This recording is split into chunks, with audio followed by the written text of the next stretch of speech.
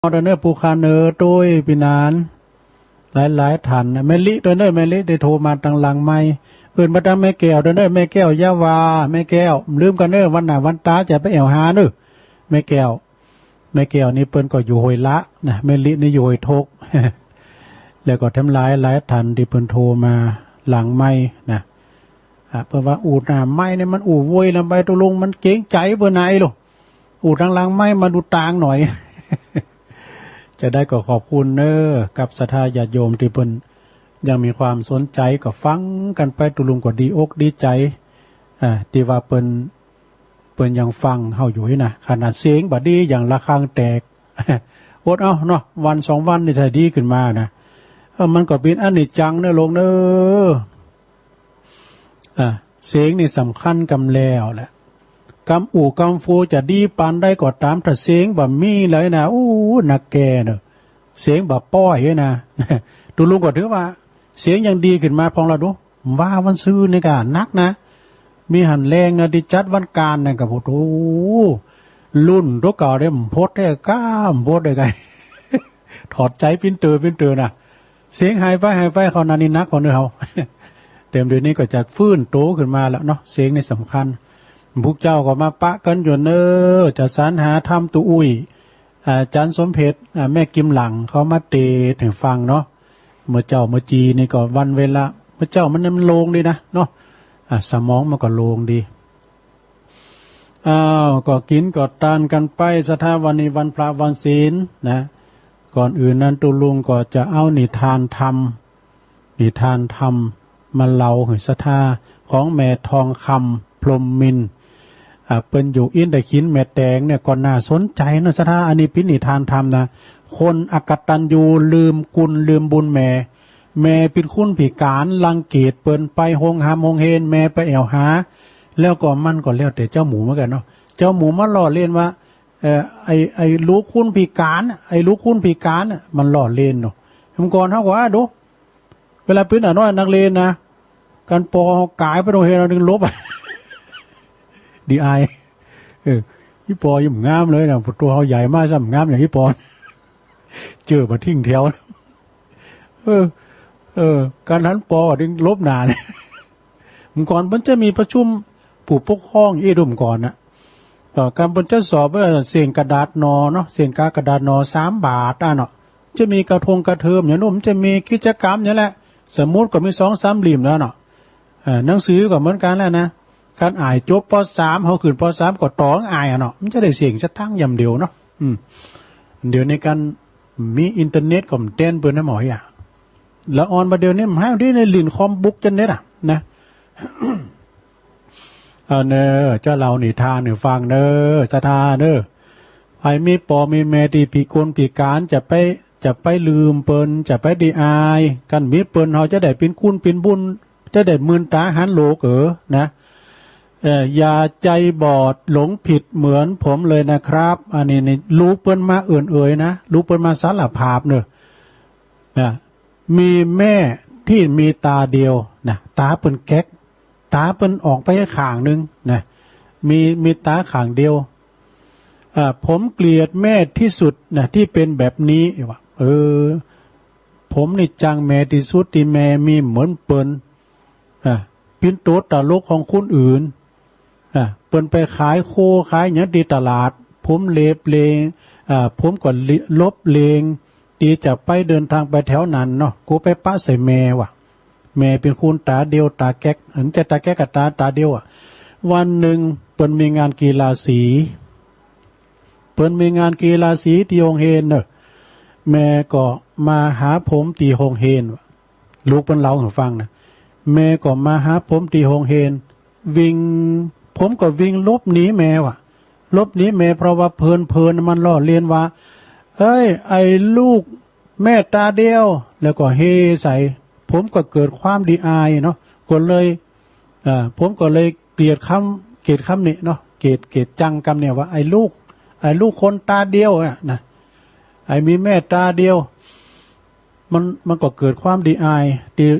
เจ้าหมูมันหล่อเลียนนะคืนหนึ่งนะเปิ้นเล่าให้ฟังว่าคืนหนึ่งนะผมลงจากผม ผมลงมาทานน้ำมากินน้ำเนาะหันแม่ร้องไห้หันแม่ร้องไห้ผมลบเลียงไปที่จะหันที่บ่อยากหันน้ำตาของแม่ผมเกลียดแม่อีหรอผมเกลียดที่สุดอยู่กับแม่ที่มีตาเดียวผมอยากรวยจึงเฮนหือนักจะได้นางโตนางตังปิ้นนายอำเภอเกิดไปปุ่นเนาะผมก็เริ่มมีครอบครัวนะใหญ่หน้ากาบ้านมาก็มีครอบครัวมีลูกมีเมย์แล้วก็มีฐานะที่มั่นคงดีวะเนี่ยแล้วก็ลืมเมย์ตัวเก่ามีลูกที่น่าฮักมีเมย์มีลูกมีเมย์แต่ผมลืมแต่ผมแหละทิ้งแม่ตาเดียวลืมแม่ว่ะดูเนี่ยแปลว่าเมาตุกลืมตายเมากายลืมแก่เมาโผเมาเมลืมปอลืมแม่เนอะสถาจะไปลืมเนอะโปโทแม่จะให้จะดีจะปิ้นขี่เหล้าเมายาจะไปลินการพนันจะคือก็ตามเถอะนะเปิ้นก็ปิ้นปอปิ้นแม่เฮาจะไปลืมเนอะอันนี้ปิ้นพระเจ้าคินเฮานะวันหนึ่งเนอะวันหนึ่งมีอยู่หันวันหนึ่งมีแม่ยิงที่นาเกตที่สุดที่มาที่บ้านผมลูกผมได้ปวดโตตกอกตกใจปากันรังเกียจว่ะผมก็ได้ตวาดแม่ไปว่ามาทำให้ลูกผมตกใจทำไมอีวะเดือดเอ็กซะไปนะแต่ผมไม่บอกเหือเมแล้วก็ลูกที่ว่ามีแม่ที่มีตาเดียวโอ้โหยังบอกเหือลูกเหือเมด้วยนะอันนี้ก็คือแม่หลงซูเนอร์อันนี้พินแม่โพซูเนอร์นะลาอันนี้เป็นนี่แม่ลงแม่ลงนี่เขาหมูเหลืองกันเนาะอันนี้เป็นอุ้ยอิ่วกลุ่มหูเหลืองอันนี้เป็นย้ายหน่อยเนาะอันนี้เป็นย้ายเนี่ยแต่เป็นรังเกียจเปิ้นเนออีปอได้มาเป็นเกี่ยวเป็นกุ้นมาเป็นกุ้นมาก็ย้อนอีแม่คนเนี่ยเนอะนะเนาะมันบอก แล้วก็มีอยู่หันวันหนึ่งผมไปกินเล้งลุนไก่ผมไปกินเล้งไปงานเล้งลุนว่ะไก่กับบ้านเดิมนะไก่กับบ้านเดิมก็จึงแวะไปตีบ้านเก่าคือไปเฮินที่แม่นะบ้านเก่าเพื่อจะไปเอาของบางอย่างจะตั้งใจไปเอาหาแม่นะไปเอาของบางอย่างที่อยู่ในเฮินไหนกะที่นั่นที่หันนี่ก็ที่แม่ได้ตายไปว่ะอันนี้ไปเขียนไว้นะผมยืนมองแต่บ่มีน้ำตาของผมแม่แต่น้อยเลยเนี่ยโอ้แม่เปิ้นตายแล้วนี่นะแม่เปิ้นตายแต่เปิ้นเขียนกระดาษมีกระดาษอยู่ข้างรูปวางเขียนไว้ว่าแม่จะบับไปหาลูกอีกเพราะว่าทำหือลูกลำบากใจว่ะลูกหัวไหมตอนลูกปิ่นเหล็กลูกคลอดออกมานะตาข้างหนึ่งของลูกบ่มีตาข้างอีแม่ข้างเนี่ยก็คือตาของลูกเนอะตาของลูกข้างหนึ่งนะก็คือตาของอีแม่ว่ะโอ้หมายความว่าลูกเป็นเกิดมานะมีตาข้างเดียวแม่เป็นก็โกลูกเป็นปิ้มป้มด่อยนะเป็นก็เอาไปหงยุกหงยากวัดแก่นตาแม่น่ะดูเอาใส่คือตาลูกดูขนาดนี้กันนะลูกคือเกี่ยวแก่นตาของปอกของแม่นั่นแหละคือดวงตาของแม่เนอะลูกเนอะนี่นะบุตรแม่ดีใจที่หันลูกได้อยู่ได้หันลูกตีสวยงามเนี่ยดีใจเนอะดีใจที่หันลูกได้มีตาถึงสองข้างได้พอลูกอันสวยงามสำหรับอีแม่ในตาข้างเดียวที่ลูกจังเนี่ยนี่นะลูกจังพร้อมหยังพออีแม่เมตตาข้างเดียวเมตตาแก่นเดียวข้างหนึ่งเมไหนอีแม่ก็ดื่มย้อมบอกแต่เขียนหนังสือเป็นลายหลักอักษรถึงแม้ว่าลูกจะมาหันแม่ก็เลือกาลางอันไหลดวงวิญญาณนี่แล้วไว้นะแล้วก็และมีชีวิตแล้วก็ลูกมีชีวิตดีๆและมีความสุขนะแต่แม่เนี่ยมีความตุกระทมตีหักลูกไปหาลูกไปหาหลานเปิ้นบัดตอนหลับเนี่ยไล่แม่ออกมาอย่างหมูอย่างหมาผมก็ด่าตะวัดไปทำให้ลูกผมตกใจทำไมไปออกจากบ้านไปออกจากคุ้มจากหัวไปนะผมไม่กล้าไทยไปว่าคุ้มโหไม่กล้า น้ำตาผมก่อนหลังออกมาโดยบ่หู้สึกตัวอะตอนนั้นนะมันหู้สึกแล้วตอนนี้นะ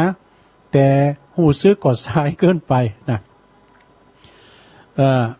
ผมน้ำตาหลังออกมาโดยบ่หู้สึกตัวแม่ได้พิการย้อนเฮาลูนี่ย้อนตัวเฮาพินว่าเฮานี่พิการมาก่อนพิการหยังตามีข้างเดียวอีเมกวัดแก่นตาทั้งข้างนึงมาใส่หือเฮาดูเฮานี่พิการหดพิการใจได้แต่ดูนะตัวมันพิการแต่พิการใจคือพิการโดยความที่ว่าเป็นลูกที่บดีดูถูกแม่นะผมเลยบ่มีโอกาสได้ยินกระทั่งเสียงน้ำตาเดียวของผมตกนะอันนี้ก็คือเรื่องเล่าขานที่สื่อเตียนมีชื่อเสียงเรื่องหนึ่งของเกาหลีโอ้เป็นเกาหลีบ่เลยนะที่รักแม่รักแม่คือรักแท้รักของแม่คือรักแท้บ่อาจจะเอาอย่างมาวัดใดนะถึงแม้จะเอาโลกตึงโลกมาปิ้นปากกาจะเอาฝ่าตึงฝ่ามาปิ้นกระดาษเอาน้ำมึกตึงมดในมหาสมุทรมาปิ้นน้ำมึกวาดก็ยังเขียนประกาศบุญคุณของพ่อของแม่สุดเสียงเน้อ เรื่องนี้ก็จบลงไปนะลงเน้อขอบคุณแม่ทองคำพรหมมินพี่น้องบ้านอินตะขินแม่แตงปนสูงคือมานะนิทานเรื่องแม่ตาเดียว จบลงไปนะจ๊ะเนี่ยอันนั้นเนี่ยแพ้จะเป็นละปอละแม่เน้อลงเน้อ แพ้จะเป็นลืมปอลืมแม่พระคุณของปอของแม่นี่มีนักนาป้าป่านคุณปอมี21คุณแม่มี12เอาก็จะไปลืมกันนะปอแม่ถึงแม่จะปิ้นพิกลพิการจะได้ก็ตามนะมีหันลายนึงที่ครอบครัวปอกับแม่เนี่ยลูกเกิดมา2คนเป็นคนพิการว่ะเตียวเหินไปไหนมันได้เป็นแข็งรีบขารีบเปิ้นกดใจใสปอตัวจะใหญ่แล้วนะเปิ้นกดใจใสแล้วก็ปอก็ไปรับจ้างอ่างบายมาแล้วก็มาพอลูกพอเต่าปอเอาคนหนึ่งแม่เอาคนหนึ่งโอ้ยเป็นดีอินดูต่ำก้อยหน่อยใจได้เด้ออันนี้เพราะว่าบุพกรรมเนอศรัทธาญาติโยมทั้งหลายนะบางพองก็เกิดมาดีเลือปอเลือแม่เสมอปอเสมอแม่เลวเลือปอเลือแม่อภิชาตบุตรตีว่าบุตรดีกว่าปอกว่าแม่ฉะนั้นไปลืมเนื้อคุณปอคุณแม่ตีเปิ้นเล่งเฮาใหญ่หน้ากาบ้านมานะบางคุณปอแม่มี2คุณลูกมีต่าง6ต่าง7นี่มีภัยไปผอไปกอยปอแม่เป็นเทวบุตรเทวดาของลูกเวลาเปิ้นเจ็บปินยินอุ่นมาเนี่ยไปผอไปกอยเปิ้นคือเปิ้นได้ทนทุกข์ทรมานจะซื้อยุกซื้อยาก็มีสตังค์นี่นะเนาะ แต่บางคนนะก็ใจใส่เปิ้นดีแต่ลูกต่าง5ต่าง6มันถึงมีดีคุณนึงนะเนาะเพิ่นเตยก็อีหลาพองก้ามหลาพองก้ายนะอยู่เฮิรนโลงนี่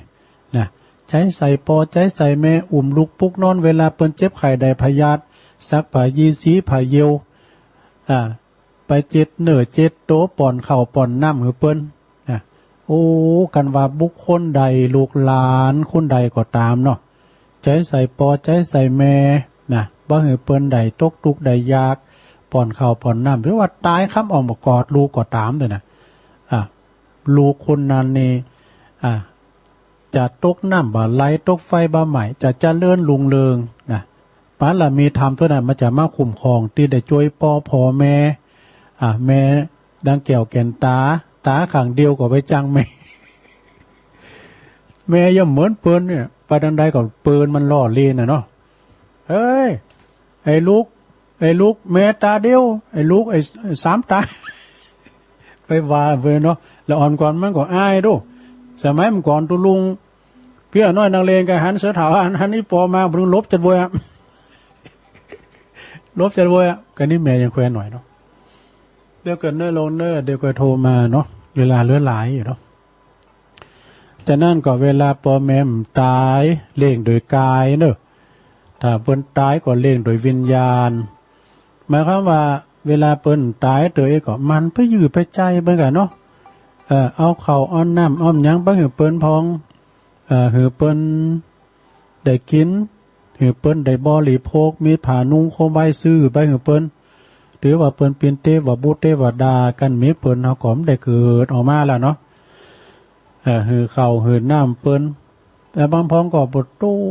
ออกไปจากอ้อมอกปออ้อมอกแม่ไปกินแขกแต่งงานกับต่างบ้านต่างจ้องนี่นะกับต่างบ้านต่างจ้องเป็น2 ปี 3 ปีมาใจกรรมนั้นปอเปิ้นมีเงินมีคำเนาะมีหลักฐานเนาะ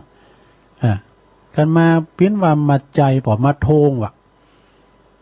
บอยแม่เขาแบ่งสรรปันส่วนกันให้กา ลูกมีตั้ง6 ตั้ง 7เวลาตายไว้ลำบากนะ มันจะยากนะอันนี้มาโทงหนีแล้วเนี่ยเนาะเปิ้นมีไห้มีนาคอนมีเฮ็ดดอกแล้วบ่อายนะมันไปตกลูกตัวแม่ไป3 ปีนะก็มาใจเตอมาโทง แบ่งปันกันใช่กะแบ่งสรรปันส่วนนะกะเวลาลุ่มหายแต่จากมันยากนะ อันสนาญาโยมเขาก็จะไปลืมนะคุณปอคุณแม่บางคุณนั้นก็พระพุทธเจ้าเพิ่นยังตัดไว้ดูนะภายที่อุปถากรักษาพ่อแม่นิมิตตังสาธุรูปานังกตัญญูกตเวทิตาคือมีความกตัญญูกตเวทีนะเป็นนิมิตหมายของความเป็นคุณดีเนอะเป็นคุณดีรถมันมียี่ห้อดูยามาฮ่าคาวาซากิฮอนด้าอันนั้นยี่ห้อเพิ่นยี่ห้อของคุณนี่ก็คือความกตัญญูกตเวทิตาคุณต่อบิดอนมารดาเนาะ อย่าไปลืมเพิ่นเนี่ยคุณปอคุณแม่เจ้าเรานี่ทานแท้มเลืองเนี่ยอย่าเต้นก็แฮะเนี่ยเนาะเจ้าเรานี่ทานแท้มเลืองนึงนะซะนะนิทานชาดกที่มีอยู่ในอันนี้ก็ตักกะบัณฑิตเนี่ยโอ้ยาวเหมือนกันเนอะสะดาเนอะยาวเหมือนกันเนี่ยทำเต้นเหลวก็เนี่ยเนาะแค่มันเต้นนี่ตุลุงก็จะเอาไว้เล่าผูกเพราะว่าอันนี้ก็เป็นที่น่าสนใจเนี่ยตักกะบัณฑิตเนี่ยนะก็จัดโมนเริ่มเจ้าเหมือนกันเนอะนะอันนี้เท่านั้นน่ะที่แม่น้อยกาบนัดเปิ้นจังเราเนี่ยอันนี้จะเอาไว้เล่าผูกคำๆเนาะอันเลิงว่าพญานกยุงทองเนี่ยพญานกยุงทองแต่มันเหมือนที่แม่น้อยเรานะอันนี้แม่พญาเปิ้นขยากินจิ้นนกเนี่ยนกยุงทองแต่อันนี้ไปทำไม้นี่เฮ้ยไปทำไนนึงนะเหมือนกันก็ไปทำแบบนึงนะ ก็บิญญาณน้อมผูกเขาก็คอยว่ากันกรรมหนึ่งนะเดี๋ยวกันเนอร์ตัวลุงก็จะตักต่างลายขอบคุณชมรมวิทยุซีบีสมัครเล่นดอยหลังถ้ำอันนี้กรชัยน้อยเนาะแล้วก็มีแม่ครูยาเสียงหล่ออยู่เจ้า สุดขอบคุณเลยแม่ครูเนอะเสียงหล่ออยู่เจ้าแล้วก็มีไว้สาเจ้าตุลุงยองเนี่ยแม่สุพรรณเจริญพรแม่สุพรรณเนอะแม่สุพรรณพันมงคลเนาะคุณแม่จงดีวัดต้นเมืองฝางได้70แล้วเนอะนะ70 ตุนแล้วเนอะเหลือทำ30 ตุนเปิ้นงบ100 ตุนเหลือทำ30เนี่ยเราถึง100เปิ้นจะงบบัญชีแล้วนะแม่จงดีเชื้อกันทาอันนี้เปิ้นไผจะหับปิ้นจะภาพตุนไม้กาไม้พระเจ้าหาพระองค์นะก็ไปหับได้ตีคุณแม่จงดีเชื้อกันทาอันนี้สะพานบุญเนอะปฏิหารแล้วก็ไผตีมได้ไปตีว่าใครไปก็สังขารบ่อำนวยนะจะไปหอมตาลตุ่นผาป่าที่เขาจะไปตาลนันดอยนาแก้วก็ไปปักตุ่นที่บ้านแม่จงดีเนอะ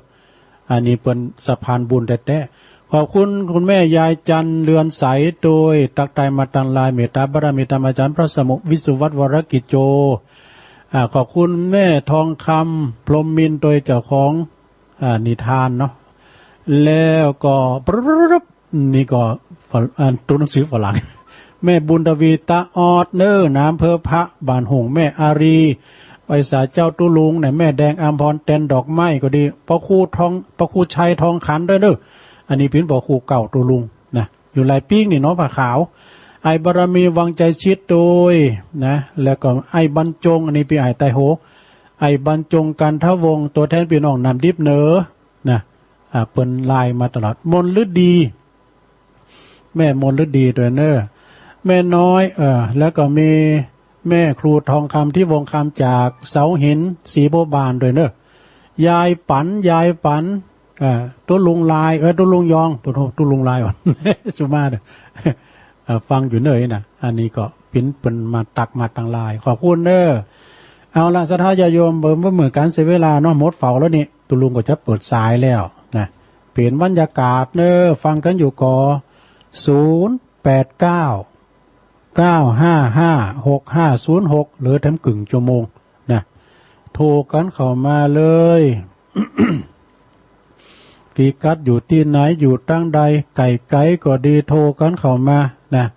ตั้งเมืองเป่าเมืองฟางก็ดีตั้งแจ่ห่มแม่ฟอง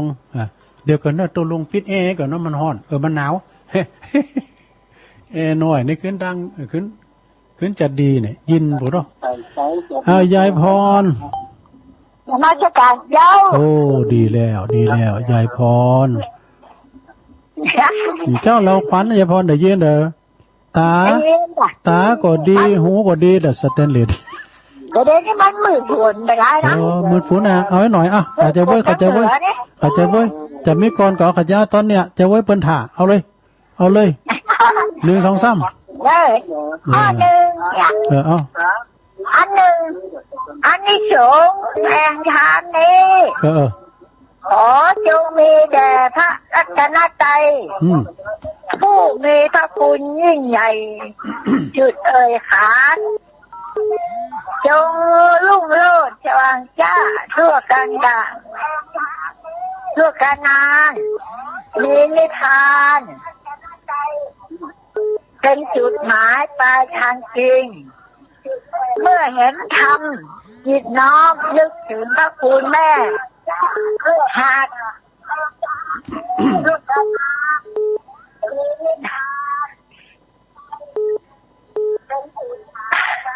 โอ้เป็นไรเลยหากจะตันอยู่ด้วยทำแท้ย่อมผ่องใสเป็นสมบัติทิ้งยิ่งแท้ติดตัวไปทุกภพใช้ให้พ้นทุกสู่นิพพานแต่ความกตัญญู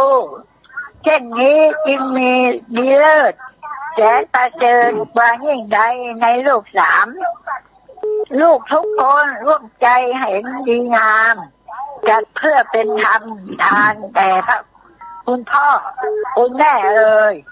ด้วยอานิสงส์แห่งธรรมแท้นี้บังเกิดมีอายุภาพมากไพศาลด้วยกตัญญูตเวทีนาช่วยบรรดาให้พ่อแม่พ้นทุกข์เถิดตูจบแล้วเนาะจบแล้วทั้งครอบครัวลูกหลานให้เป็นสุขไร้ความทุกข์ยิ่งใดมาเพี้ยผ่านจะเลินทำในมันจะผลถึงนิพพานจิตเกื้อกูลเบิกบานนิรันดรขอจงมีแด่คุณครูบาอาจารย์ผู้มีพระคุณผู้ให้ทานวางรู้แก่เรายิ่งอีกทั้งเมตตาด้วยใจจริงจากผู้อุปถัมภ์ประการคุณยิ่งทุกชาติเดินพร้อมทั้งทุกชีวิตเพื่อร่วมโลกพ้นทุกโศกเวียนวนจนถึงศาลสู่พระธรรมมรรคผลมีนิพพานทุกดวงจิตวิญญาณทั่วทางทั่วด้านทั่วเทินตัวจบเนาะดีละสาธุขอบคุณยายพรเนอะกันนี่ฮักมันคลองให้หน่อยกันเนอะทำก้ามเอากรหักเอากุหลาบแดงให้พองเนอะกินข้าวหลายมัมวันนี้ไปวัดวันนี้ไปขอหอยหนึ่งแน่ มาถามว่าแถวใต้ยี่แค่เปิดแบบอย่างนี้เหรอไปหาหลวงพ่ออันกาเพื่อจะเอาของ1 ปันน่ะบ้านนี้ก็ผ่านแต่ไปหาวัดนะโดยเมตตาพระเมตตาหลวงพ่อพระครูวิมลญาณประยุทธ์เปิ่นเป็นเจ้าคณะอำเภอว่าวันซื่นเปิ่นประชุมย่าประชุมที่วัดแฮ่อยู่วัดใกล้เนี่ยแล้วเปิดได้ยินประกาศอันนั้นหมอถ้าเป็นประกาศจะเรียกมากได้ยังเจ้าคณะเดี๋ยวอันนี้เป็นได้ยินนะดีกันเอาขอบคุณเนอะใจเวลานักเราขอบคุณเนอะทุกโทรมาแทนโทรไงฝนมืดมันตกกับง่างฟ้ามาไปตะมันไว้ยินดีกันเนอะผู้โทรมาแทนผู้โทรมาแทนโยนี่ยายพรเนอะขอบคุณเนอะยายพรร้องบัวแดงเจริญปอนข้าพเจ้าพระองค์อันนี้ตั้งได้อะไรปิงเนี่ยเจ้าพี่น้องไหลปิ้งเจ้าไม่หลงกะเจ้าเวลาเจ้าฟังอยู่ไม่หลงสายฝนแต่ขึ้นก็ฟังหัวก็พระเจ้าที่ก็ฟังดีแล้วก็โทรมาพ้องกะบอกพ่อครูชัยโทรมาพ้องเนอะพ่อครูเก่าต้องฟังง่ายกันได้ต้องฟังเพราะใครโทรมากะถึงฟังเนาะบอกเอากติธรรมมาแถมขามน้ำปิ้งไม้กะเจ้าพระปานน่าอย่าบอกเพื่อนแล้วมีกำลังใจทุกลุงเนอะขอบคุณหลายๆเนอะไม่ลงเนอะค่ะไว้สาเจ้าไม่ลงสายฝนจันกุลนะเนอะพี่น้องน้องปลาขาวไหลปิ้งนี่นะจะเล่นครับจะลงครับตุบีโอมเนาะกฤษกรแสงเงินชัยฟังกันแล้วตุบีชัดเจนเลยเนาะครับผมชัดเจนเลยครับ98.75ครับดีแล้วกันครับผมเป็นกำลังใจให้ตัวลุงนะครับขอบคุณตุบีหนักๆเนอะผมครับกลับไว้ช้าครับสาธุตุบีโอมในเป็นป่อนข้อมูลน่ะตุลุงเนาะนิทานที่เราไปแล้วนี่แม่นสาเจ้าตุลุงนิทานก็ตุบีไทยนะตุบีโอมอันนี้แม่พันนะเจ้าเป็นละเจ้าแม่พันป่าบงเนาะอยู่ม่อนเนาะนิทานแม่ตาบอดถ้ากะไปอายเยอะเนาะแม่เป็นพิกลพิการไปอายว่ะไปว่าซะเตอเนาะดีเนาะแม่เขาเรียนถ้ามีนี่ถ้าติดตัวอีซ่อหาอยู่ที่ไหนก็เอาปิกบ้านแต่กะปวดโทหาห่อข้าวร้อยห่อปั้นห่อมันไปซอหาป้าเนาะเปิ้นลมหาแต่จ้าก็ใครก็ตึงเหมือนแม่เนาะไหวก็ตึมสนิทแต่ไหวปอไหวแม่นะเนาะเจ้าแม่ละเจ้าทุกพองก่อนปอก็ได้แหละห้องเปิ้นลูกห้องปอมสู่เจอเอาห้องไว้ได้ห้องอายให้กันว่าไปเลยจ้ะห้องอายให้กันว่ายังแม่แล้วอยู่ไหนเนี่ยไปตวยเอาแม่มีละแม่ไปได้ 4-5 ปีละเหมือนกันกับแม่โยมแม่ตุลุงก็ 3-4 ปีแล้วก็ฮะเปิ้นตายไปนะ88 ปีอายุก็6 ปีแล้วจ้ะเจ้าค่ะนะ6 ปีแล้วเจ้าแม่ขอบคุณแม่พันหลายๆเด้อจ้าไว้สาเจ้าตุลุงสาธุปุกก็มาแถมอยู่ปุกเจ้าปุกตอนแรงตอนบ่ายก็ฟังพระอาจารย์เน้นหลักเด้อเจริญปอนกราบนมัสการครับอาจารย์ครับผมตั้งได้จ้ะเสียงแหลมวันนี้เสียงของตัวลงมานี่แหละเสียงแหบเลยยืนเสียงหล่อไปยังมันฮ้อนๆหนาวๆแต่คือฝนตกเราเจ้าเลยฮ้อนทำไมมาแรงมาเสียงแหบเลยวันนี้น่ากะเสียงหล่อไปเนี่ยไว้เสียงไผ่เพราะว่ากันในห้องทุกปีแล้วอย่างนี้นะยายพอเนี่ยครับเป็นนักมวยเล็กตก2 ครามเลยก่อนเวลาดีค่ะตู้ครับรุ่นเขาเป็นนักเรียนเลยนะครับแบบเพี้ยชื่อซอยป่อนะได้กันก่อนล่อเรียนตั้งอื่นนะเนาะมันเป็นการคือขนองของคนรุ่นเก่า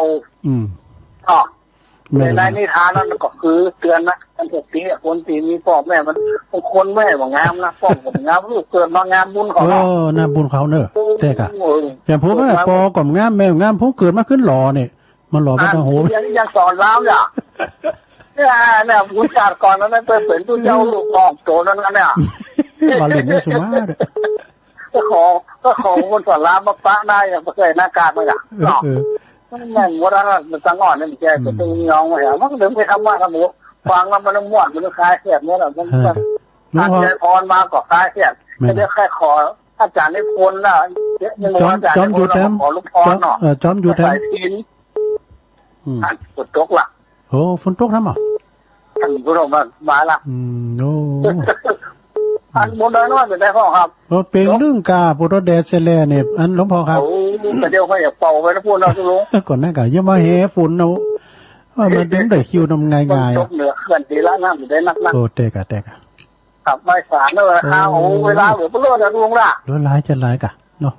เจ้าอันนี้โมอาจารย์นี่โพสเนอะน้องเลยเนอะของเขาเลยครับสาธุฝนตกก็เลยโอ้ผมหัวจักเสียงเนี่ยหลวงพ่อมานิดโอ้เสียงแหบไปหน่อยเหมือนกันเด้อ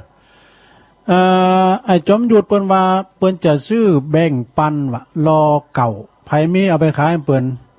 นะอันเก่าซ้ำจัดแป้งไงวะเปิ้นว่าจะซื้อในราคาฉบับละ700กันเก่าๆหน่อยเอา800เจริญปอน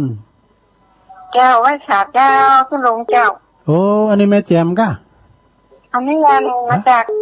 ทางเจ้าบ้านเสาหินโอ้สุมาเด้อแม่หยังมันถูกนี่อันคุณลุงจะได้มาเปิดกับเจ้าไปที่ไหนเนี่ย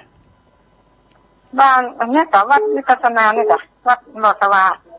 ตุลุมได้ไปตุลุมได้ไปได้ไหมอันพอว่าตุลุงก็ได้เฝ้าวัดเนี่ยพวกน้องพอไปประชุมถูกเนี้ยจะอยากให้ถามน้อยนึงนะค่ะอันมันถูกนี่มันจะมาถึงมันจะบ่ายโมงมันจะเกิดเลยเนาะดีค่ะแล้วก็อันเจ้าแผงเนี่ยนี่เขาไปอันถวายทุกเจ้านี่มันจะดีครับพี่เนี่ยบทดีกันแล้วก็เมย์บริสลีหม่อมจืนเนี่ยบทอย่างตุลุงไอ้มักเลยเนี่ยก็นี่ไปที่ไหนลงโอนเรือไปตัวไอ้ด้วยเอาเมงนะพี่นี่แหละมันเลยเพนได้แบบเป็นอย่างกันพี่นะมันบทตาเปล่งเรื่องแล้วแปลงว่าขนาดนึงเอาไปก่อนเพื่อนนั่นก็ได้กะนะแม่หยังก่อนแม่จื้อหยังก่อนได้เขียนไว้แม่จื้อหยังก่อนบ้านจีนมันใจแม่จื้อหยังไม่ข้ามาไม่เหรอเสาหินเนาะแม่บ้านเสาหินเจ้ามันผูกนี่จะไปเสาหินฟางดีโอเคเนอะแม่เนอะเนี่ยโอเคว่ะสาธุเพิ่นบอกจื้อ0899555656เจริญปอนจะไว้สาเจ้าก็ลงอีกับแม่พลอยสีถ้อยฟังก็ลงอยู่นะพระเจ้าก็ฟังก็ลงแต่ว่าได้โทรหาก็ลงโทรมาพร้อมกะตอนนี้ใครได้โทรเลยพอปีดีๆเนอะเจ้าพอพี่สาวดีๆก็อ่อนแอบบ่อยจะเลยนอนมาให้เป็นเวลาเจ้าเลยก็ใจใส่เปิ้นดีๆใจก็ได้ฟังเป็นหยังเจ้านี่ก็ฟังตั้งแต่3 โมงแล้วเจ้าลุงโอ้ดีก็ทนฟังก็เสียงแผลๆไปก่อนพุกแต่ไม่ทำเริงสัมโมนเนี่ยพุกนะเจ้านี่เป็นรังเกียจแม่ตาบอดให้มันพุกนี่พาฤาษีเนอะพาฤาษีเดี๋ยวพวกเจ้าโทรหาเจ้าลุงแต่ใหม่ได้เลยนะขอบคุณแม่พลอยเนอะพลอยสีถ้อยฟางสายต่อไปเจริญปอนภาษาเจ้าลุงแม่พิมพ์เนาะเจ้าแม่พิมพ์ปลาแดดเจ้าดีปลาแดดชัดเจนดีโอ้ขอบคุณแม่พิมพ์หลายๆเนอะแม่พิมพ์เจ้าไว้สาเจ้าแม่พิมพ์แม่โนนเขาเนี่ยเปิ่นเป็นปีกับน้องตัวแทนต่างพี่น้องร้องเคอกว้าวนะแม่ยินเขาแม่ไผ่เขาปุ่นน้ำดูแม่ไผ่บ้านขวางครับขอเสด็จไว้สาเจริญปอนท่านเจ้าขอเราไว้สาบารมีธรรมท่านเจ้าครับตอนนั้นสายันเอาเลยครับครับผมวันนี้ได้ฟังพระธรรมถึงทำเมืองแล้วก็ธรรมะบรรยายนะท่านเจ้าเป็นนิทานธรรมะได้คติธรรมเตือนใจฟังก็มีอย่างหนึ่งก็แค่หัวอย่างหนึ่งก็เศร้ามันก็แค่จะเป็นจริงนะท่านเจ้าเนาะแต่ก่อนมันก็เป็นอย่างอ่านแต่นะครับมันเรา อ่อนมันล้อมันเรียนกันมันก็อายแต่มันใหญ่มันก็เกิดได้ก็ดีท่านพระคุณเจ้ามันยังมันถึงเต่าปอเต่าแม่ซักอย่างชีวิตเฮาเลือดเนื้อเชื้อไขของเปิ้นทางนั้นที่เปิ้นฮื้อมาท่านเจ้าเนาะถูกแล้วกันมีเปิ้นก็ตึงไปได้มาเกิดเป็นคนนะเมื่อก่อนแต่วันนั้นก่อนเนี่ยเฮาเพื่อน้อยในการพ่อแม่ไปโรงเรียนดีอายอันนี้มันอย่างท่านเจ้าว่านะเปิ้นฝูงมันก็บอกรอบอกเรียนแล้วเปิ้นพ่อแม่มีซอยเนาะมีซอยมั้ยซอยเปิ้นมีซอยอย่างแก้วแก้วอายแก้ววอกสุมาแต่เราอ่อนเปิ้นฝูงมันก็ล้อเรียนมันก็เป็นหน้าดีอายมันก็แค่โกรธแค่เกลียดใหญ่มันขึ้นใหญ่ได้โอ้นึกถึงบุญกูลเปิ้นเหมือนกันเนาะหันได้ยินนั้นปีเป็นอูกี้ว่าโอ้ถ้าเป็นไปเซาะไปโตยมาได้นี่มีจะใดก็จะไปโตยเอามาแต่นะใครผ่านเปิ้นเนาะแต่ก็ไม่ผ่านบ้านเจ้าหนาวครับเจ็บขึ้นไปขึ้นมาก็กัดอกเนาะเปิ้นได้ลมได้จากไปตามมายุสังขารไว้เปิ้นมันไปเป็นการสัจธรรมนะท่านเจ้าเนาะลืมบุญลืมกุลเปิ้นถ้ามันมีเปิ้นวันมันก็จึงมันมีวันนี้ท่านเจ้าเอ้ยก็จึงผู้พ่อแม่เนี่ยก็จึงห่วงลูกห่วงเต้าอ่ะยังก็เอาละไว้ให้กลัวทุกเต้าจะทุกยากลำบากกินมาแลมกินแล้วท่านเจ้าเนาะก็ขนาดตาน่ะลูกแก๊กตาลูกแม่เนาะกวาดตาแม่ใส่ให้ลูกอ่ะเนาะโอ้นี่แท้ๆน่ะอันที่เปิ้นอู้มามันถูกต้องหมดท่านเจ้าอย่างที่เปิ้นเคยอู้ว่าสุเขามีลูกมีเต้าบอกว่ากุลพ่อกุลแม่มันแท้ๆท่านเจ้าอันขอสุมาเถอะลูกเต้าอันเป็นขี้มูกน้ำลายโทอันสั่งประจ้างเนี่ยโอ้เปิ้นยังมีจิตมีใจสู้บ่ออกมาไปพิจารณาได้ท่านเจ้าโอ้ได้กะโอ้จะกินข้าวดีๆลำๆลูกเต้าถ่ายมากี้ออกมาเป็นต้องลุกจะเป็นต้องจุมันจริงโอ้ถ่ายจึงเต้าปอเต้าแม่นะท่านเจ้าเอ้ยบุคคลที่หาได้ยากได้ในโลกนี้ครับครับขอจัดใจไว้สาบารมีธรรมท่านเจ้านะครับโอ้ขอบคุณอาจารย์เด้อมาได้เข้าได้หูได้จ่าขอไหว้สาครับโอ้เน่นใจเต้อปนานสายันเน้อสารพีอย่างหนึ่งอันนี้เปิ้นมาหยอดเนี่ยโอ้จับอกจับใจเจริญปอนเจ้านมัสการรอบ2เจ้าโยมพิสมัยเจ้าตะกี้ได้ยินตุลุงเล่านิทานก็เอ็นดูเหมือนกันเนาะแม่นน่ะเป็นบางคนที่เป็นอย่างนั้นแต่น่ะบางคนจะเป็นอย่างนั้นแต่เลยมันไม่ใช่เป็นแค่นิทานแต่เรื่องจริงมันเป็นอย่างนั้นแต่ก็เรื่องจริงเป็นอันแต่น่ะมันหายากที่ว่า จะฮับพ่อฮับแม่ที่ว่าทุกอย่างได้เนี่ยบางคนฮับก็ได้แต่เนอะถ้าไม่ได้แต่นะหันพ่อแม่ทุกอย่างนี่บอกมาสนใจเลยเนี่ยเจ้าจะเป็นที่คล้ายๆว่าจะมาดูแลจะเป็นอย่างนั้นแต่เลยเจ้าโอ้บุญคุณพ่อแม่ไปหายังปิดนี่มันจะมีครอบครัวเดียวที่น้องหันเป็นน่าชื่นใจอันนี้แม่เพื่อนนี่นะนั่งล้อเข็นนี่นะไปไหนเนี่ยเอาไปตัวเนอะแต่เพื่อนลูกเพื่อนหลายเลยนี่นะแล้วก็สิ้นเดือนมานี่จะเอาสตางค์มาให้พ่อให้แม่เพื่อนนี้เนาะแต่ละคนนี่จะหอมกันคน500กะคน8กะแล้วแต่เงินเดือนไผได้เนาะมาให้แม่แล้วคนที่เลี้ยงอยู่บ้านเนี่ยก็จะคอยทำกับข้าวทำอาหารให้นะจะมีอยู่ที่เดียวอ่ะโอ้อันนี้นะอนุโมทนาเนาะเจ้าแต่เปิ้นดูแลแม่เปิ้นดีเนอะนี่แหละโตลืมบุญลืมคุณพ่อแม่เนาะแล้วเข็นไปเหรอเด้อไปหันไปนี่ไปเดินสเต็ปนะยาวไปตัวนะโอ้ดีแล้วโอ้มันมีอยู่ครอบครัวเดียวที่น้องหันนะนอกนั้นมีข้อนะแกไม่พอมันจะมาละเหมือนตะลุงเหล่าจีนะขอบคุณเนอะอันโยมพิสมัยเนาะโอ้เจ้านมัสการเจ้าเพื่อก็มาตอกย่ำเนาะขอบคุณเนอะรอบ2เจริญปอน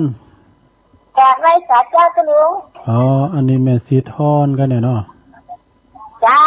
ตั้งแต่เช้าแล้วเนี่ยน้องบัวชัยปราการเนาะเจ้าชัดเจนดีเนอะอ๋อขอบคุณเนอะขอบคุณหลายๆเนอะน้องบัวชัยปราการยินดีหลายๆเนอะเจ้าสาธุผู้ก็โทรมาดีพระอาจารย์เน้นหลักแถมผูกเศร้าเก่าก็มิถุนาวันเกิดของแม่สายทองธัญแก้วหาเรื่องกินซะหน่อยดีก่ะเจริญปอนไปสาเจ้าตุลุงแม่อยู่ไหนแม่สวัสดีเจ้าตุลุงยังเจ้าแม่จื้อหยังก่อนแม่อยู่ไหนอยู่อันฮะอยู่บ้านไหนแม่ฮัลโหลโหหายไปไหนแม่ฮัลโหลแม่ดังวันไหนได้ยินแล้วเหรอฮัลโหลฮัลโหลเหรอฮัลโหลได้ยินเลยแม่ยังสายยังอยู่นะยังถือสายอยู่นี่ฮัลโหลแม่ได้ยินเหรอฮัลโหลเขาไม่ฟังเราเลยอ่ะเขามาใหม่ได้ไหมเด้อเขามาใหม่เจริญปอนเจ้าสาธุลุงตั้งได้จ้าเจ้าไม่นอนประแดดนะจ้าโอ้มาแล้วแม่นนประแดดนอนฟังตลอดนะจ๊ะไปเต้นกระโทมเหมือนการเปิดแต่วันนี้เดี๋ยวนี้ก็โทษเต้นแล้วเนาะแต่ที่ได้ยินที่น้องที่สมัยเป็นตัวเป็นมาได้จ้ะคือกี้เกี่ยวกับต่อทำไมเหมือนครอบครัวของนั้นครอบครัวของมันนอนไม่ทิมเลยนี่ที่ตัวละครนี่เจ้ามันเดียวกันเจ้าครอบครัวประเด็นที่ก็เสียไปนะจ๊ะโอ้น่าเก่าเจ้าลูกๆจะช่วยกันดูแลป่อช่วยกันออกตั้งมาคือปอให้แม่น่ะดีที่สุดอ่ะเนอะบำรุงต้นไม้ตะเกียนะนั่นแหละยังไม่ยังย่อมพิสมัยมายังเปิ้นตายเล่นกับตายเปิ้นไปได้4-5 ปีได้จ้ะอ๋อดีค่ะจ้ะแต่แม่ไปเมื่อนะแม่ไปสมัยนั้นมันนอนถึงนะคะจ้ะ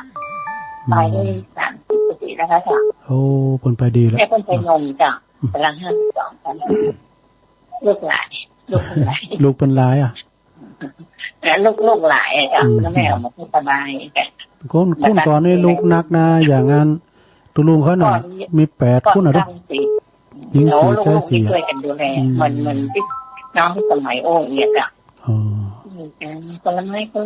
นิดๆหน่อยๆช่วยกันเข้ามาแม่เนาะที่บ้านใกล้กันหมดเลยจ้ะดีแล้วพึ่งปลาใส่กันพี่น้องก็หากันก็สอนกันจ้ะเดี๋ยวขอบคุณแม่โนนหลายๆเนอะโอ้หักกันแปลงกันน่ะนี่ขอบคุณแม่โนนแม่โนนป่าแดดแม่พินเขาเจริญปอนนมัสการค่ะโยมจากดอยน้อยพัฒนาหนองหางสันทรายค่ะดอยน้อยพัฒนาเนาะค่ะตะลุงเสียงดีขึ้นมาแล้วนะจ้าก็กินยาน้ำหนาวอย่างนี้ค่ะแม่แสงจันบอกคือพองแล้วก็เอายาปอหน่อยบุญปันบองหลายลำ5เนี่ยใส่กันเข้าไปเนาะตุลุงยังบอกเอาอันยาของตุลุงไอ้อย่างก็5 อย่างนั่นน่ะตุลุงอันนั้นมันยาพิษบอกด้วยของตุลุงเนี่ยมันแก้โควิดได้หมดอ่ะมันมีอ่องอ้อมุยแล้วกุยหมดงามตะกามหมดสุ่มหนวดเต่าเขากระต่ายอ่ะ กันได้มุนีมานะมันแก้โควิดได้หมดว่ะมันต้องไปฉีดวัคซีนมาฟังอยู่ค่ะขอบคุณโยมเจ้านมัสการค่ะดอยน้อยพัฒนาน้องหานสันทรายวันนั้นน่ะขอบคุณเจริญปอนเจ้าตุลุงแม่นางอ้วนเจ้ารอบ2นะก็ขึ้นอย่างก่อนมัวนี่ยังแควนหน่อยพระเจ้าถึงตั้นแท้ได้มันแรงนี่ยังแควนหน่อยมันสายมันห่างนะเสียงตุลุงไซเนี่ยตุลุงดีห้องเนาะขอบคุณที่ว่าเปิ้นหือยาดีกันนะเสียงจัดวนอยู่เสียงไซชัดเจนดีจ้ะลองของเขาใจตุลุงขอบคุณแม่นางโอนนักจ้าสาธุพิงกำลังใจแม่นางโอนโตยนะ เพิ่นก็สบายขึ้นมาละ0899555656หรือแถมหา6นาทีอยู่เจริญปอนเจ้ากับภาษาเจ้าลุงมีแม่อยู่ไหนแม่ปานีนั่นฮะโอ้ฟังอ่ะแม่ปานีมเนาะเจ้านะเจ้าอันก็ลงไปยังอย่างแหบกลัวเข็มกะก็อันคือมันเป็นวัดลงคอกับผมก็เป็นวัดได้ก็ดีอยู่เนี่ยมันจะว่าเจ็บเนื้อเจ็บตัวมันจะตัวห้อนเนี่ยซะอย่างวัดลงคอเนาะประเมินบ้าไข่เนี่ยแหละร่างกายก็สมบูรณ์ออกกำลังดีแล้วก็เสียงมันแหบได้น่ะกินยาไปตัวแหบดีจากยันธรรมกาเนี่ยจะขอไปอันฉีดมาวันนี้หนูยาโอ้ดีกะมันต้องหมูเจ็บตัวมันต้องหมูเจ็บอ่ะมันไม่ไปเจ็บยาไปโกยังคิมเราต้มสังเนี่ยเนาะไปกว่าหมดจี้หมดผมยังเจ็บไปเยอะจะรู้นะกันว่าคนนี้ใดเลยโต๊ะกาโต๊ะผู้โดยผู้ออกว่าโต๊ะกันเป็นการที่ทำจะลุงมันไทยอีกขวดเข็ม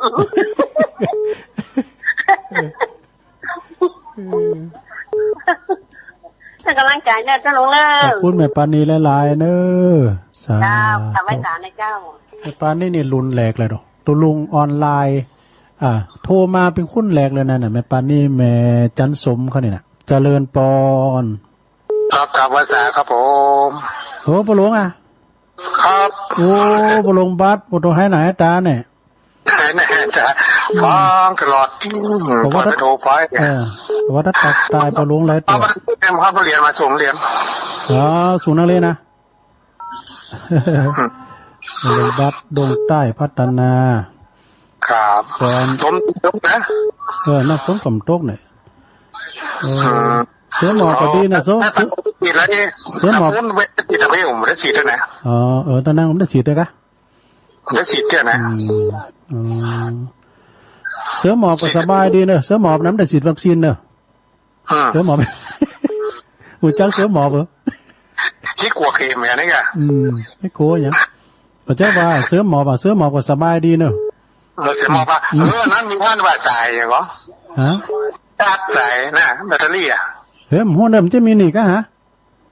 ถ้าบินถามว่าผมทำครูบินถามมีต่างวันแรกล่ำมีติดรถแบบนี้โหหมูเด้อผมได้นะจานเด้อลืมบลืมแมวมีดูขอใครพอฟ้าใต้ก็มันจะมีเนี่ยมันมีเนาะบอกว่าไงขอบคุณพอลงบัตรหลายๆเนอะกับภาษาครับผมสาธุอันนี้พอลงบัตรเนอะดงใต้ดงหลวงเอาด้านซ้ายเนี่ยเจริญปอนสวัสดีเจ้าตุลุงตั้งได้จ้ะแม่ครัวใจเหรอแม่โบพัดเหมือนแม่โบพัดเสียงเหมือนแม่ครูลาวันเนี่ยแม่โบพัดกลางหงเนาะเมื่อเจ้าก็ฟังเดี๋ยวนี้ก็3 โมงนี่ก็ฟังกันแต่มันโคตรมันตั้งตัวน่ะเมื่อเจ้าก็โคตรเหมือนกันนะดีกันเจ็บคอกันไม่สบายกันเดี๋ยวนี้ดีมาแล้วแม่ว่ามันซื้อในนักเกณฑ์เนี่ยก็เจ็บคอกินน้ำอุ่นก็หายนะเนาะน้ำอุ่นนั่นเนาะก็ฟันหนาวเจน้ำห่อนกินถึงวันนี่นะดีขึ้นมาแล้วเลยแม่เป็นเจ้าละปักเสียละว่าเนาะกินน้ำอุ่นนะจิบน้ำอุ่นไปนั่นกะให้กำลังใจอยู่เลยเนอะขอบคุณนะแม่เนอะแม่โบพัดต่างหงโอ้ไก่กับบ้านครูโอนเนอะเจริญปอนประครูเลยเนอะตัวลุงขออนุญาตยกสายกันเนอะสถานได้จะล่ำเวลาเพื่อนนะเนาะแต่มันต้อมตั้นพวกเจ้าโทรมาแถมแต้นแถมแรงโทรมาหาพระอาจารย์เน้นหลักแถมเนาะ26 สายกันเนอะสายแหลกก่อนแม่จันเลื่อนใสเวงตาการเนอะเวงตาการแล้วก็สายที่2แม่นวลสีแม่สีนวลสีจุ่มนะอันนี้สันตุ่นโมงแม่อายปนเนอเจริญพรแม่สีนวลเนอะสายที่3ปลงวินขีดเล็กปนเนอสันขีดเล็กเวงป่าเป่าว่าดูสายที่3ก็สามเณรเอาหลักปัญญนนานเนาเนอเพิ่นก็มาหือกำลังใจตุลุงตัวยสายที่4ก็แม่ครูฟองจันเขียวหนอเมืองนะเพิ่นก็เอา3ตุ่นกันเนอพระเจ้าหาพระองค์นะอันนี้บันด้วยน้อยเจ้านี้เพิ่นก็มาวัดสายที่5ก็แม่เพนขาวเตี้ยสะพานบุญเนอคนสู้ชีวิตจาก ตาจ่างสายที่6ก็แม่นางอ้วนร้องกองเข่าเนิดอันนี้สันกำแพงบุนะสายที่7ก็พระคุณเจ้าจากบ้านปังโหม่เนิดเจียงดาวอำเภอเจียงดาวผู้ขอโทษแม่เนิดท่านพระคุณเจ้า สายที่8โยมพิสมัยดอนตันแม่ริมเนอสายที่9ก็ยายอ้วนกิติลังกาอันนี้รอบแรกนะรอบที่2สายที่10ยายพรร้องวัวแดงสันกำแพงเจียงใหม่เนอยายพรสายที่11ก็แม่หลวงสายฝนจันกุลนะแม่หลวงบานน้องผาขาวหลายปีกเนี่ยเนออันนี้ก็หุ้มกินหุ้มต้านไปกวาดวัดตึงวันประครูชัยเขาคุณเฒ่าคุณแก่หนุ่มกำล่ำใหม่เปิ้นไปกวาดวัดครูเจ้ากูแรงสายที่12ตุปีโอมวัดทุ่งโป่งเนอกฤษกรแสงเงินชัยสายที่13ก็แม่พันป่าบุ้งเวียงฟางเนอเจริญพรแม่พันเนอสายที่14เนี่ยบุตรปมหุจักเสียงหล่อมาจะหนักหลวงพ่อมันนี่ถามว่าโลพิจารณาเป็นเสียงแหบอะพดโตเสียงเปิ้นดีเสียงหนุ่มแม่มันจะหนักหอมบุญบนเนอสายที่15อีเมเปิ้นอยู่เสาหินฝางเปิ้นบอกจื่อสกรรมนะสายที่16ก่อนแม่พลอยสีถ้อยฝางเนอสายที่17ก่อนแม่พินป่าแดดสายที่18ก่อนปนนั้นสายยันสารพียางเนิงเจริญพรขอบคุณปนานเนออันนี้ปูชนียบุคคลนักปราชญ์น้ำทานหนึ่งนะครับเนอสายที่19โยมพิสมัยดอนตันแม่ริมรอบ2ขอบคุณมาอู่เรืองานความกตัญญู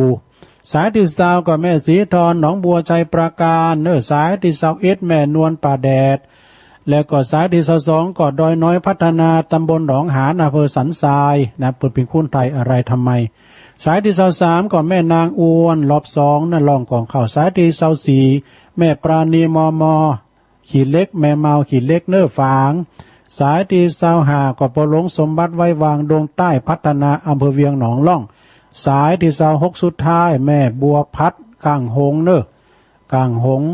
ก็ไก่ๆกับบ้านครูโอนเนาะก็ตึงมดนะก็26สายด้วยกันต้มเต้นพิญญาเนิ่มบุกก็โทรมาแถมนะ